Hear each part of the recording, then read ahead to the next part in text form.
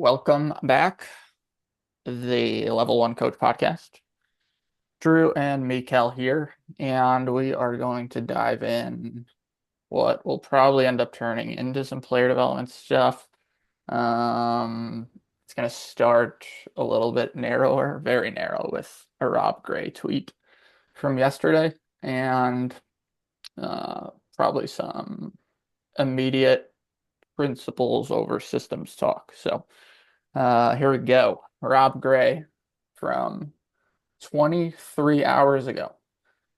Observation. I'm going to paraphrase this a little bit because there's some terms that some people will be offended by if I use them. Um, the majority of game intelligence in team sports comes from the coach. Examples of this, what we refer to as systems, schemes, structures, plays, or a series of rules. If this happens, do X. And that's transmitted from players or to the players from the coach, so top down. And then he adds on, before I kick it to you, we spend little effort in developing the player's own intelligence, their ability to pick up affordances, which is just an opportunity to act directly from different game situations and acting to realize them. Your thoughts? Yeah, the first thing that comes to mind for me, we just talked about this a little bit off air, is like when when you're a player and you are constantly, let's say, learning or being told, because either it could be simply being told, it could also be learning, but when you're learning from the standpoint of like, if you see this, do that, and then if this happens, do this. You're always reacting based on what the other team is doing or based on just what is in front of you. And that has its own set of challenges to me. Like you're not predicting, you're reacting. But let's say that's fine and you're okay with that. To me, the biggest hurdle is like if you take just what I'm familiar with in college, like guys come from junior teams, prep school, U18, whatever it might be.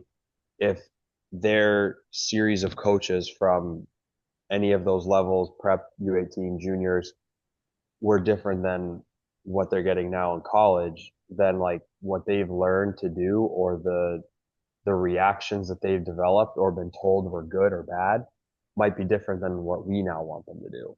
And so the player hasn't necessarily learned good habits or hasn't developed good habits or haven't learned the best principles of play for just being a productive player at large. They've learned how to fit into the system that they were in before, and they've learned how to play well in that system. But that system may not translate, or it may translate, but simply not be done at the place they're going to end up at. And I think that has a lot of downsides potentially, um, because there's not always like everyone is acting independently of each other, I guess. So if you play juniors in X league for X team, now that's like a filtering of how does a league play and how does this team play. And then you go to college and are you playing in Division 1, Division 3? Are you playing in this league, that league? Like there's another filtering process that comes through. So I think it can make it hard if you're always playing dependent on this certain structure or series of systems. I think it can make it hard to then be able to go to like essentially anywhere in college. Again, this is just the college example I'm using and be successful. And then just quickly, the flip side of that is like if you're learning, let's, I don't want to say proper as if it's right, but let's say if you're learning sound principles of play. So for example, like as a defenseman, angling and taking away time and space in the neutral zone, that's just a principle. There's no like, if you see your winger do this, you do that. If your partner does this, you do that. That's a principle to just take away time and space in the neutral zone.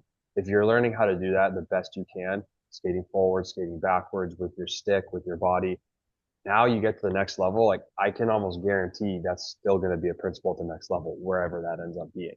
So that's where I go first and foremost. Yeah. I think the thing that you mentioned that's like maybe most important to riff on or build on is like if it's coming, and it goes back to the Rob Gray tweet, like if it's coming top down, and I know you're huge on the extreme ownership, and Jocko has the principle of decentralized command, and we can get into that. I'm gonna spoiler alert, I'm gonna do it right now. But like if it's coming and you're just waiting for instruction in, war, this is why Jocko says this doesn't work and we have to use decentralized command. Like if you're waiting for move left from your boss, it's too late. Uh, you're like it's life and death, and like you're dead. It takes too long, and we talked about feedback loops in the other like couple episodes back. And the feedback loop, if you're the third tweet like Rob Gray gets into, which we didn't mention, is like he says this is why the neutral zone trap or some brand new scheme that we show to the world works well when it's first introduced. And it's because all of the coaches, if you can, or all of the players, if you can see me on video, if you can't, my head is turning towards the bench if I'm playing. But someone drops something that's never been seen before, and all the players go and they look to their coach. And they're like, what do we do? Because like there's been this in our culture, there's been this like learned helplessness that keeps getting reinforced because we're not teaching decentralized, we're not empowering the players through the way we practice, through the use of the CLA and ecological dynamics, um, making it game-like all the time with full context, or at least representative context. Um, and if you're not preparing your players for that, then if someone throws anything at you that you haven't seen in the pre-scout, you're, you're fucked. And there's going to be this like lag and adjustment period that doesn't need to exist if your players can simply perceive, oh, that's different. Oh, they're running a neutral zone trap. Okay, what are our principles to beat this? What do we work on all the time in practice when teams clog up a certain area? Like, are we gonna create speed behind the puck? And are we gonna like drop to a guy with speed, kind of like you see on the power play if that happens? Are we going to like where are they pressing? Where are they pushing? Are they pressing at the red line? Are they pressing at the far blue line? So like where can we dump? Where's the space? How can we build speed into an area if we're going to do that? Um, and the players can solve all of this stuff without your help if you create those conditions in practice and in the video room and how you teach and how you coach. But the traditional coaching method is I have all this information and I watch all this film till 4 in the morning and I don't sleep so that when someone throws something new at us, you can all look to me and I can look sweet and I can give you information and then I look good. Yeah. Yeah. I think the biggest issue is that you take away the player's ability to read and react, or which I know I just said you don't want to react, but I think what you don't want to do as a player is be forced to react because you don't have the ability to read. You don't have the ability to now look at what's in front of you and figure out how do I need to play this. And it's like hockey and I mean most sports, like it happens too quickly to really have like this conscious thought of what you're doing. So you fall back on whether it's your habits, your principles, like you fall back on what you know to be true or believe to be true. And in those moments, like there's not enough time to think like, what does coach want me to do here? What am I told I need to do? You need to fall back on what you practice and what you know is preached all throughout the week, not like actively, okay, this is the thing he would say I would do in this moment. Um, and I think for me, like I had a light bulb moment. This was going back 3 or 4 years ago now, where the basically long story short, like the special teams unit that I was in charge of um, was we were playing a team in the playoffs that had two different units, obviously, and based on their personnel, they did two entirely different things.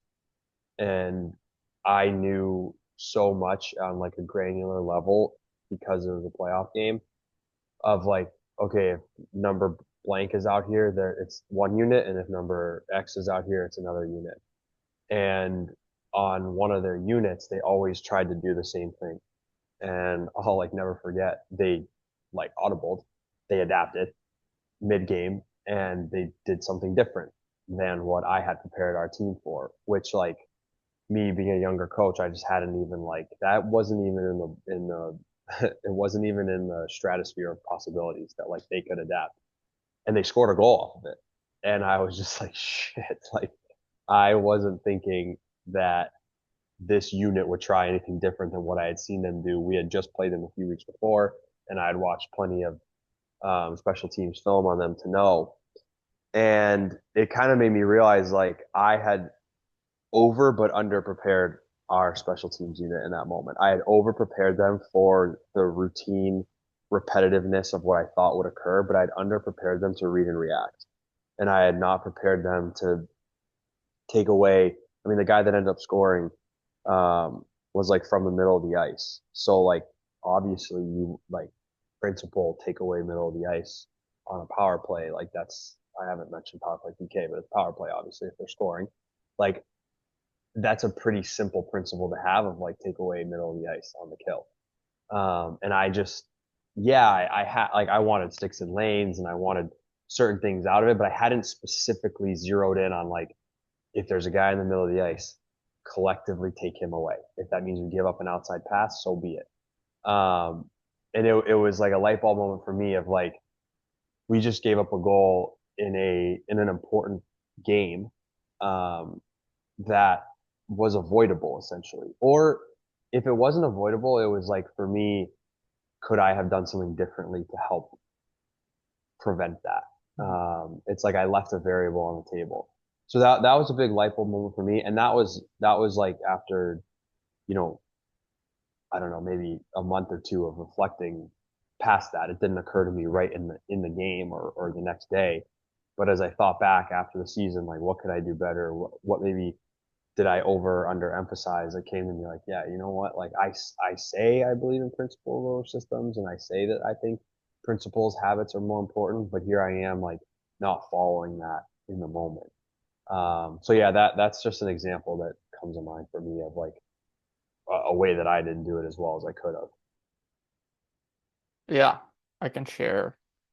I can share one as well because it kind of shows that like the evolution. You don't know what you don't know, and then you learn it, and then maybe you don't execute it as well as you want to, and then you learn a really hard lesson, and then it's like that's kind of the forcing function to be like, okay, let's go all in on this. So like with the junior team I had in like 2018, 2019, I was like familiar with the constraints-led approach and ecological dynamics a little bit because it was starting to come through USA Hockey and um, essentially teaching the principles of the game through small-sided games. And we play around with it a little bit, and I wasn't as adept as I am now at it. So like we were, call it 50% in on it, and we got probably 50% of the result that we could have. And then this year, transitioning into a player development role and just being able to basically for 8 months be able to do whatever I wanted. And having like 6 years to kind of refine all of this and learn more on the topic and the theory and the concepts. Um, Obviously was better at it. And um like just ways to for people that are unfamiliar, like if you think about like spacing as a principle. So like on offense, you're trying to use width and depth. and like using width and depth creates good spacing.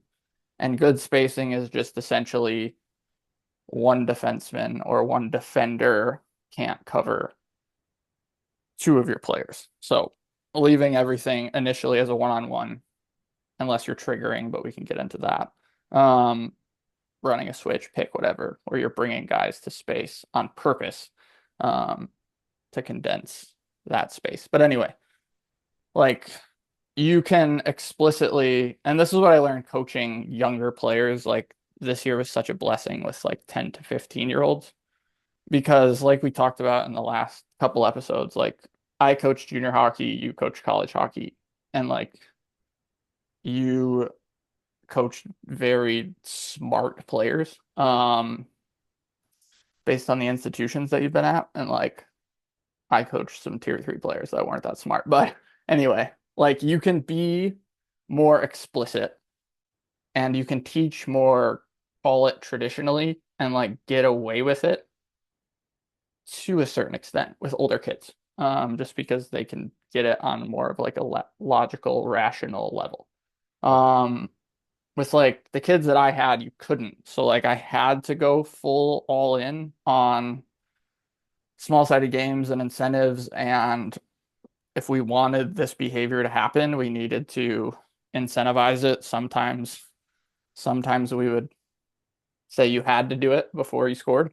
I know some people are gonna tune out after that because that's a hot take, but um, context to everything, intention to everything. So if you're still here, um, thanks for not logging off there. But let me kick that over to you with some thoughts. Yeah, I think what you're we talked about this before, but like the the younger the younger kids are going to require a very clear explanation and very well thought out rationale for doing something.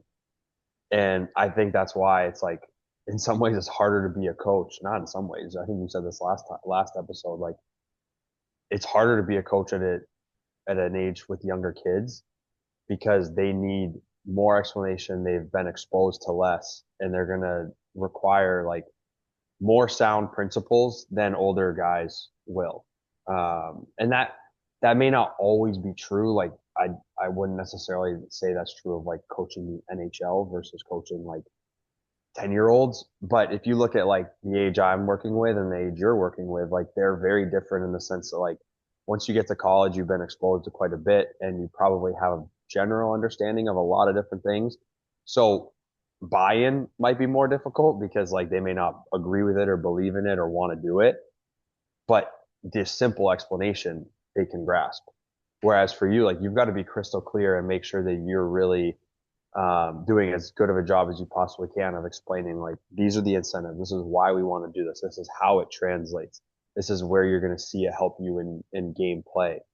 And I think that's where like the principal piece getting getting back to what I was saying earlier, like that's where it translates. Now, like when that kid spends a year with you and he goes on to play like U16 or U18 at a different team or different organization, he can understand that like okay, if I'm like, for example, if I'm a left-handed shot and I'm coming down my off wing on the right side, like one of Drew's principles was I have a middle stick, like I have an inside stick. So I probably have a better angle to shoot than I do to pass. Now, if I'm a left-handed shot on the left hand side, I have an outside stick. So I have a worse angle to shoot and maybe a better angle to pass. So like that's a principle where he can get to a new team and he can be playing for a different coach and he still knows that his middle stick has a better angle for a shot than his outside stick does. Um, those are things to me that just like they're gonna help that kid long term. If you teach him how to like forecheck in a blank system or you teach him how to like break out under this, we want the wing to stretch, we want the wing to fly, what like that may not translate when he gets to the next level. And that's something when I look back and think about like I think this is like you've talked about this before of like this sort of like movement and wave is newer now to like thinking this way and you talk a lot about lacrosse at least just like off there with me like in terms of like some of the things those coaches are doing or have been doing but I think it's something that when I reflect back on my not my like college or junior career, but like my playing career in youth hockey, like I don't really ever remember like learning just here is like a simple principle. Like I played a little bit of D and forward growing up, and you learn like how to skate backwards, and you learn how to make a breakout pass or why you're going to try to hit the wing. You learn like, rim and pucks is probably not the best way to break out. It's hard for your wings, but I don't really ever remember like learning little principles of like when you go back to retrieve a puck under pressure, do X. Like whether that's like feel the pressure, just little things that like I look at now as like depending on how hard the puck is coming, which way is your outlet, like just they're little like cues, I guess, almost more than principles that can help young players that will translate because like the biggest thing that everyone talks about, and it's true, is when you move from one level to the next, you have less time and space. Mhm. You're always going to have less time and space every level you advance. So I don't feel like growing up, there's a lot of emphasis on like, here are principles that are going to help you be more effective with less time and space at the next level. It doesn't seem that that is always a priority. At least in my mind, I haven't coached a day in youth hockey, so I could be totally inaccurate with that. No. But at least from my experience playing, and I moved around a good amount as a kid, not let me get this straight, not moving around to jump from one better team to the next. Yeah. My family was moving and I wasn't that good. So I wasn't moving to play for Little Caesars versus, Team Illinois, but just playing for different organizations growing up across the Midwest and in like the Southeast. Like I don't really feel like that was ever something I learned or was even talked about. Yeah. The example that comes to mind as you're talking is like, and again, this doesn't have to be learned explicitly through the coach. This can be learned without saying a single word by just setting up and creating conditions for it to happen in a small-sided game. So like the thing that comes to mind as you were talking is like when you teach systems and you were talking about like breakouts and the winger flying or the winger cutting across, like what we don't learn as 12-year-old Drew playing youth hockey in Michigan. Like we were told by our coaches, weak side winger, fly the zone when you played for a certain team.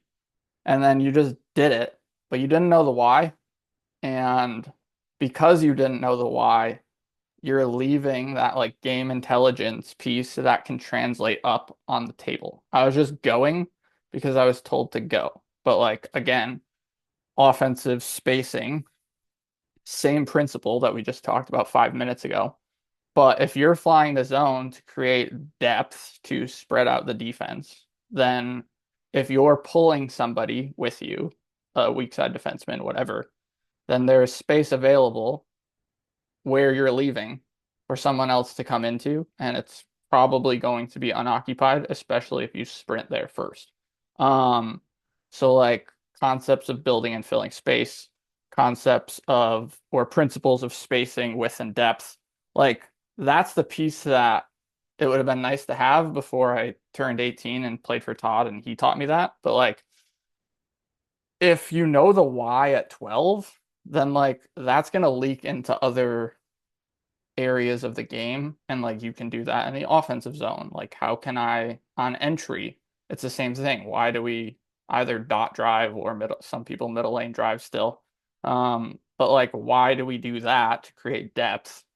And then because you've spaced out the defense, there's more lanes or holes on the interior to fill space quickly before a defender can get there, get the puck in an advantageous spot and shoot or make the next play.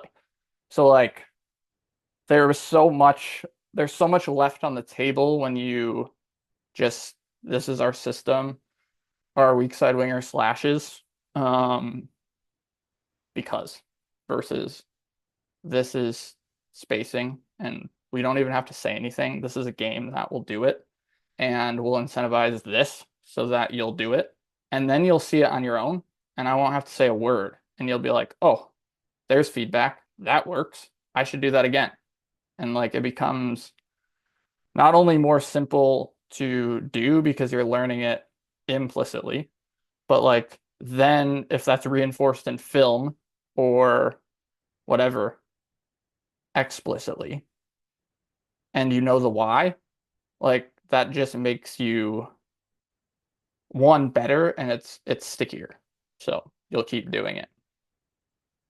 Definitely. I think the explaining the why behind things is probably one of the things I've learned the most over the last few years being here is that it's so important. Like, not that I didn't think it was before, but I've felt or noticed that when we explain something and then provide the why behind it afterwards, the willingness to stick with it, you just called it sticky. Like, that's exactly what it is. It sticks, and we stick with it longer. So even if it doesn't work right away, we understand as a team why we're doing this thing.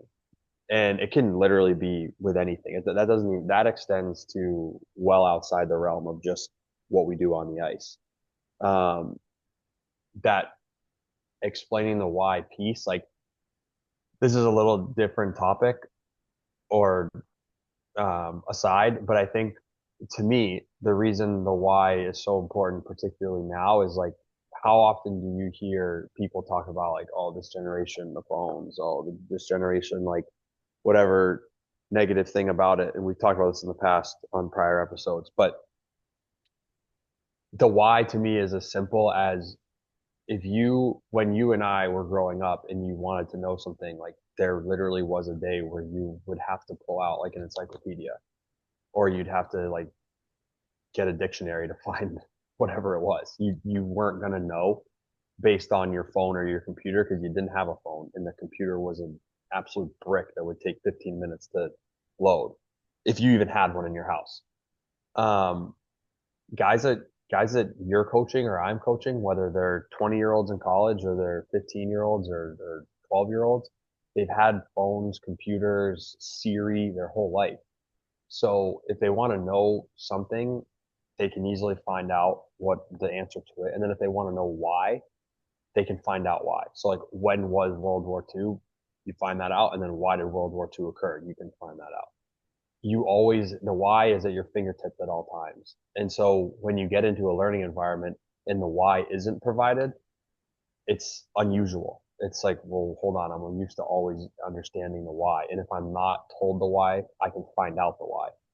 I can't find out the why for like a hockey thing that my coaches are doing on Google. So now I need to know from them why we're doing it. And that to me is like, it's a little different aside and just in the sense that like it's not necessarily a principles thing, but the why piece to me is so important because everyone in this now, I mean, now it's going to be forever. We're not going backwards. Mm. So anyone that's coaching, whether it's youth, juniors, college, pro, pretty much everyone is roughly born in the 90s or later. And you've been exposed to all this technology that has allowed you to get answers to things instantaneously. And so now providing why, especially for the younger kids, I think is like, it's imperative. You have to do it. And I don't fighting that or like insisting on not doing that or insisting that like, just trust me, it'll work and not giving the why is it's only gonna harm your message as a coach and also like the team because it's going to be harder to believe or buy into. Yeah. Another part is like, again, depending on who you're coaching, or maybe not depending on who you're coaching, because like there are teams that are like the Cleveland Cavaliers come to mind that like fully all in on just a different way of training and using the CLA and ecological dynamics, and they're full all in on it. And like their players, although they're capable of learning explicitly. And like, do they still do video? Yeah. Like, I'm not ignorant to that. But a lot of like the why can also come implicitly through the game. So like, for example, we were teaching, I was running a camp in Texas a few summers ago. If you've been on the podcast for that long, when I was in that very not well decorated room by my fiance. That was my cousin's house in Texas. So, uh, but when we were there, like we were trying to introduce high school kids to just stuff they've never seen before or done before. Stick picks, switches, um, just running into guys to collapse space, to create space, for your teammates, and just to be better and more diligent off the puck and more useful off the puck. So like off the rush, we were teaching just stick pick, run a little interference on the strong side D, like dot drive instead of middle lane drive, which is what they were used to doing in Texas. And like you can show that in video, and like we did, and like we showed it first before we went out there. And then you can explain the why explicitly on the ice and reinforce that. And like it won't show up right away. And maybe it will with your group. Maybe it was our group, whatever. But like you still have to, if it's not emerging, if it's not showing up, you have to problem solve. You can't just be like, they're stupid, fuck it, forget it, screw them. Or you can, but that's not what I chose to do. So like then it becomes like, well, we're like American culture is hyper competitive and everyone likes games and everyone can get up for that. So like you can get a point, you can get an extra point if you stick pick a guy on the entry. And then if you score, that's also counts as a goal, which counts as a point. So like you're more incentivized simply to run into a guy or stick pick, run a little interference, um, if you want your team to beat the other team. So then everyone's intention gets a little bit more focused on, I should probably do this first, try it out. And then they get reinforcement and they learn the why that it ends up working. Oh, my guy can get off the wall to the middle. And then instead of a 3-on-2, it creates a 2-on-1. And I'd rather play inside of a 2-on-1 than inside of a 3-on-2. So like let me just delete myself and my defender and let my buddies play a 2-on-1. And like if I don't personally get an assist because I didn't kick it out, then like so be it. Hopefully I have a good coach and he'll praise the fact that I made an unrewarded run that helped. But that's an aside that I won't get into. But like the point is they can also learn the why without having to like sit down, watch video. Um, both are effective. Use them together, but like it's probably gonna stick doing it inside of a game. Um, People use the word transfer. Um, it's going to transfer more. It's going to be stickier if you're just doing it inside of chaos, which is a hot Yeah. take for some people. So, No, it's 100% true. Like, I guess twofold. One, definitely having them like having film or like video reinforcement, and then also like practice or game like transferring. That's gonna now help the understanding. So you're gonna do it, you're gonna feel it, and then you're gonna see it, and you're gonna have like two different ways of learning it. But I also think what you're talking about with doing it in like a chaotic environment, to me that's probably like the biggest thing with any of the principles is like you want these things to be done not like I'll say what I try to do when teaching something new is like progress from doing it under no pressure, doing it under light pressure, and then doing it under heavy pressure. But up front, no pressure, you can take some time there to make sure you understand the habit or make sure you understand like the task that you're trying to accomplish. mhm. But once you've gotten that down under no pressure, like I want the majority of the time to be spent under normal pressure. Maybe light to ramp up, but normal pressure. And to me, like I'll say often, like with our special teams unit, like I want you to make mistakes now when we're Mhm. doing this as a team together, like in practice. I want the mistakes to occur. Don't worry about making a mistake here and thinking that that's going to impact your opportunity to play in the game, whether that's in the lineup or just like in this special teams unit. if you don't make the mistake now in practice, we can't improve on it. Like Mm. I won't know what to talk to you about because I will not have seen you push yourself and maybe show areas of improvement or areas of strength. Um, and I think you're getting at the same thing with like practicing it, or I know you probably wouldn't use the word practice, but doing it in a game environment is, or a chaotic environment to me is like imperative for the thing to stick. Because when you get into a real game or real competition, it's going to be chaotic. It's not going to occur without limited time and space, without players around you, without someone trying to disrupt whatever it is you're doing. So you need to be able to do that in practice for it to translate. And we say this all the time, like coaches or players, like, hey, practice needs to be harder than games. Like that's such a commonly used phrase or commonly heard thing. But if you're trying to work on, let's say, retrievals for your defensemen, how many teams truly practice them under like real game like pressure? Or how many teams do things in a very chaotic, small space environment where it's actually difficult for the defenseman to retrieve a puck? It's easy to say we want those things, but then in order to actually do them, like you as a coach have to be okay with part of practice looking like shit and not having maybe the prettiest looking, prettiest feeling practice occur because you're getting better in that area. That I think is hard because like as a coach, you want to like you plan out practice, you plan out, things you want to occur and you want them to look a certain way to feel like you Mhm. accomplished something. But sometimes that looking pretty doesn't actually prepare your players or your team for what they need to be ready for.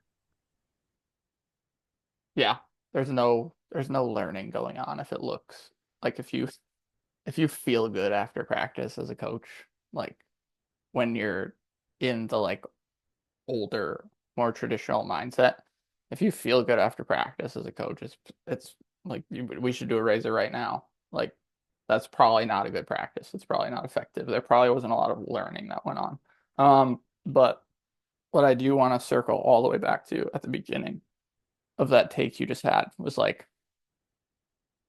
um, a fun thing to try is you talked about like starting it, um, no pressure and like being there very briefly. And I'm not saying don't do that. I'm not saying it's wrong, but I would say as like a fun, this is something that I've experimented with this year and something that you can try. Um, Start them just so far in the deep end.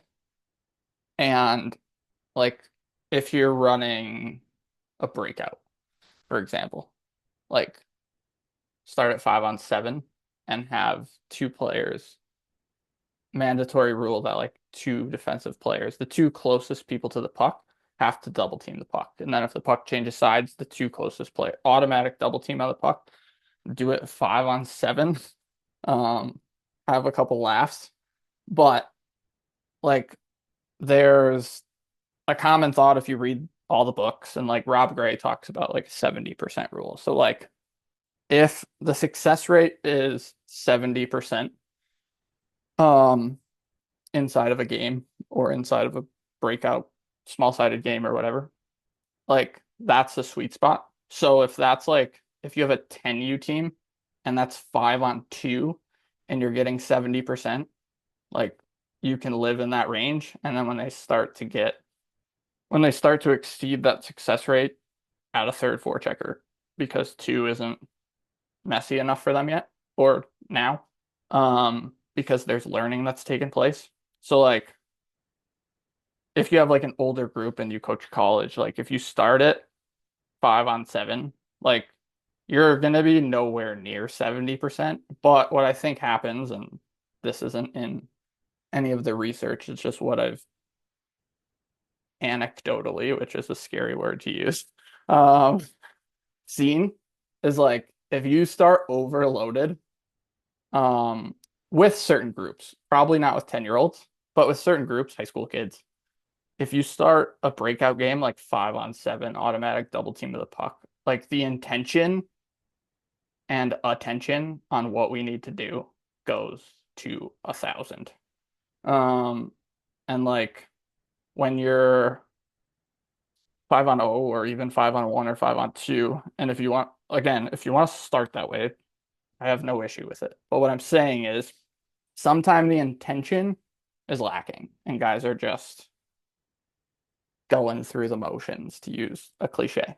So like if you start with just absurd 5-on-7's never going to happen in a game, like, oh shit, here we go. Like it is a challenge that guys will like get up for, and they'll start thinking about, like, again, we go back to principles of play. Like you're probably going to need to change sides on your breakout if there's 7 defenders. And like you're going to want to do that 5-on-5 because it's effective to unbalance the defense and create space and whatever, and everyone has to shift and all those things. But like you're really gonna have to do it 5-on-7. And if you can do it 5-on-7, even if it only happens 1 out of the 10 reps you do it in practice, if it happens one time and then you go back to 5-on-5, like you're gonna be in a different spot, and there's gonna be some like learning or some light bulbs that have gone off in some players' minds on how can we be more successful. So that's just a little uh nugget if you want to ever try that out. Yeah, no, I think what you're saying is perfectly fair. And it's obviously different than what I was saying, but I don't think it's wrong at all. I think what you're saying as far as like getting them to one of the challenges of starting, call it like no pressure to light pressure to full pressure, like the benefit of that is that you create some buy-in because you're able to see it translate from like get the habit down to do it under light pressure to do it under heavy pressure. The hard part is like, you're going to have players that exactly what you said, view this as like, well, this is kind of dumb. Like I can do this easily with no pressure. And so they're bored. And you're always going to have guys that are going to do things 110% because that's just in their nature. But you're going to have other guys that like they want to get to the fun stuff. They want to get to the part that's hard, and that's going to bore them. So what you're saying is absolutely true. I haven't really tried it, but it's good. It's good food for thought to try something where you now have essentially. It's funny. We've actually talked about exact. I've never heard anyone else talk about it, but we've actually talked about like this past year, like should we play a 7-on-7 game where it's just absolute chaos so that as a D, you have like 3 guys on top of you going back to pick up a puck, or as a wing trying to make a play on the wall, you legitimately have like 2 defensemen pinching on you. And you're never going to find that in a real game. But um, I think there's ways to like simulate some of these things or to try some of these things that um, put players under like such intense pressure or just like different pressure than what they would really face in real life, that now like you're able to get into a game scenario and have more time and space available than what you're used to. So yeah, that's also just interesting that you brought that up too. Yeah. And if you think about it from like, I use that Dallas example with like entry, and like when you have a certain age kid, like I think there's so much value to doing stuff inverted. And again, probably not going to do 2-on-4 in zone with 10-year-olds because they will have zero success. But like um if you're working on, to go back to that example, like if you're working on being more effective off of the puck for your teammates to create space, and like you're trying to implement picks and switches and creating space to get quality shots off. Like if you take a high school group and play 2-on-4 and just keep feeding the two, and the two are on offense and the four are on defense. And if they lose the puck, just give them another one. But like they'll start to, again, without really having to incentivize it with a point system. Like if they want to get a shot off and if they want to get a quality shot off, they're going to have to start creating space for each other, picking, switching. Um, exploding to space, pushing off their defender and popping and immediately calling for it to get a shot off in the slot. You're going to see all these things just emerge because they're hooped if they just kind of play the way they've always played. Um, so another just like case or use case, and again, based on age, don't do it with 10-year-olds, but like I think there's a lot of value to inverting your numbers and playing 3-on-4 instead of 4-on-3. I think it drives the intention way higher than it would. Definitely. Definitely. And I think that's ultimately like the benefit to doing things this way is that you get intentional actions and more transferability from what you're doing than if you're going through, again, going through the motions, or you're just going through things from the standpoint of like, we work on this Mondays, this Tuesdays, this Wednesdays, this is Thursday. Like, if there's such a repetitiveness to it, now, like, yeah, in theory, in a game, could a player know, like, hey, this is just like the thing that we do on practice during Wednesdays or on Wednesdays? Like, yeah, that could happen. But I guess I think of it like this. I thought of this earlier when you were talking, like in golf, you hit a shot, and then if you're a professional golfer, you walk up to that shot and you have your caddy and you address like, okay, based on practice round, based on previous rounds, based on my hitting tendencies, there's so much predictability to what you're about to do. Now, whether as the golfer you actually strike the ball the way you intended, that's not predictable. But everything about what you're doing when you address the ball is predictable. That is like doing things from a very structured, this is the drill, this is how I want to see it done, this is how I want it to look. That's golf. Hockey, I would say, is more like tennis. It's an individual sport. Tennis and golf, both individual sports. But in tennis, like once the ball's live, I don't get to sit here and stop and address the way the other guy's hitting and how I need to hit it back. Like, dude, you just got to play.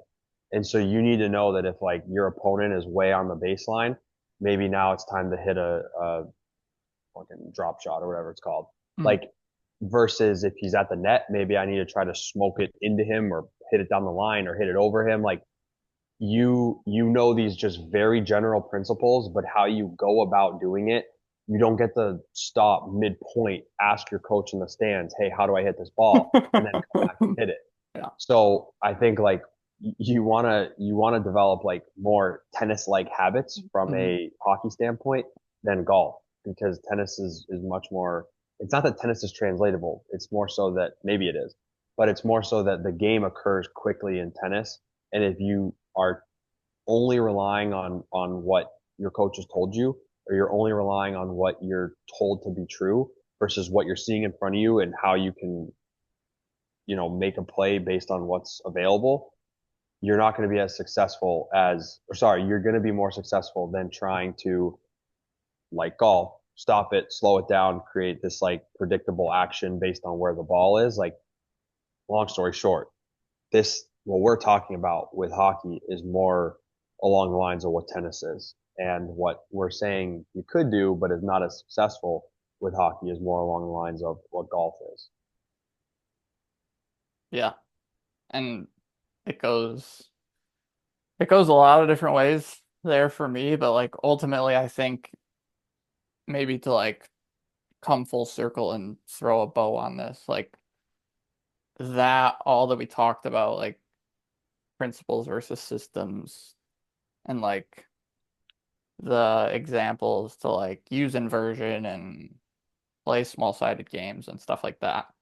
Like I think there's a mindset on top of all that sits on top of all of it, and it's like, are you willing to trust your players or not? And like I just wrote a little bit on kind of a lot of what we talked about today. Um, it came out this morning. I was listening to Russ speak on a podcast, and he was talking about how in the music industry, we currently, status quo, we treat songwriters as if they're not capable of being the talent, and they're not allowed to sing their songs because they're it used to be in like the 80s. He talks about when there was like record labels and gatekeepers. Like if you were ugly, you were a songwriter. If you were pretty, you were the singer, even if you could sing. Um, and like looks kept you out of the game. And like now with the internet age and Spotify, and you can put anything up that you want on YouTube, it's all gone. So like if you're a songwriter, you are now unlimited. And if you want to sing your shit, you can sing your shit. And I think our traditional view to like spin that to coaching, like the top down, the systems instead of the principles, is we're treating our players like the music industry used to treat songwriters. We're saying you're not capable of doing this. And Russ has a different view. He has the principles view, he has the empowered view, he has the agency view, whatever you want to use. But his view is they are capable. And he calls it the source. The songwriter is the source. And players are, again, decentralized command, if you want to touch on this. Um, the players are the source of the information that's going on in the chaos. And if we don't trust them, we'll continue to do it the way we've always done it. And we'll continue to make these sweeping in-game adjustments that come top down. We'll continue to just comb through film till 4 in the morning, and be prepared for anything except for the thing that the opponent doesn't show on film and they decide to spring on you, and then you're in trouble. Um, or we can believe that our songwriters, our players can sing their shit. Um, if you have thoughts on that. I'll just add one last personal example, getting to exactly what you're saying with trust. Like you, I, I am a firm believer that you do need to trust that what the players feel and or see is generally correct, and they're seeing something different than what you as a coach see via video, via the bench. And we had a scenario 2 years ago now. It was like first or second game of the year. We had adjusted how we wanted to line up on a D zone draw just based on like if we win, we do this. And like talk about like a coaching mistake. What wasn't factored in our mindset at the time was like if we lose, how does this position us? And we had two of our better players that were both at the time underclassmen. And this is like first or second game of the year. I don't remember exactly, but both of them separately said, "Hey, when we lose the draw, it's really hard to go from point A to point B based on how we're lining up." And like in game, or sorry, mid game in that game, we were like, "Yep, we're not doing that anymore." And so like here we are prior to the season. We had thought this all out in the summer. We had fleshed it out. We had talked about how it positions us nicely to do XYZ thing. We had like taught it to the team. We had put it in our like systems playbook, which I understand we just talked about principles over systems, but we had a systems playbook. And in that game, player is seeing something. As coaches, we're like, that's a good point and something we didn't think about, and they're feeling this. So the I guess my point of this is like the options that you now have in that moment are to say, yes, let's make that adjustment and let's change it. No, let's stick the course because I said it and what I say goes and I'm right. Yep. And in that moment, like you need to, it's not a me thing. It's like our head coach, myself, our other assistants, like everyone has to be like, hey, we were wrong on this and we got to change this so that the players are prepared in the moment so that they feel they're prepared in the moment to make the play that's necessary. And if we stick to what we want to do, we're not trusting them and we're also not preparing them for success. And so I look back on that as like a good example of what you're saying as far as like you need to trust them and you need to allow them to, like you said, sing their shit. Like you need to allow them to go do what they believe they need to do or what you need to allow them to feel prepared to do what they need to do. And if you are forcing them to do something that doesn't allow them to feel prepared, they're not going to be able to do it well. And it's kind of irrelevant whether or not they could still be just as prepared lining up the way we thought they should, but they don't feel they are. So you got to adjust. And to me, that just comes down to, do you trust what they're saying, and do you trust your players at large? And I mean, you got to have good people on your team. Like, you got to trust that you have good kids, and you're coaching good people. But if you do, you need to trust them, in my opinion. Like, that should be first non-negotiable. Trust them, because why would they come to us with something if they don't actually believe it's true? Yeah. And on some teams, that's not gonna like, that's a testament to your team culture, your environment that you're creating, the energy, all of that. Because there are teams that if, and we could get into this next episode, like the whole belonging thing and stuff like that. But if your players are afraid to come to you with that because they're afraid that you're just gonna either disagree, brush it off, say, no, I'm the coach, like you were getting at, then they might not even come to you. And that information may not be received, which ultimately can help you in the moment. And that's why they're doing it. But on certain teams with certain coaches, you don't get that information. So um, that's the only ad I would have there. Yeah, the only thing I'll say to that is, like, it has to be made clear that, like, the message is above the people.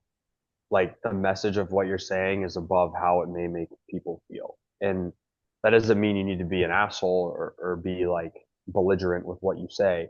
But if there's an important message that should be relayed, it needs to be relayed at the expense of people's feelings. And I think that's a simple thing to get behind as a coach. I think it's a simple thing to get behind as a player.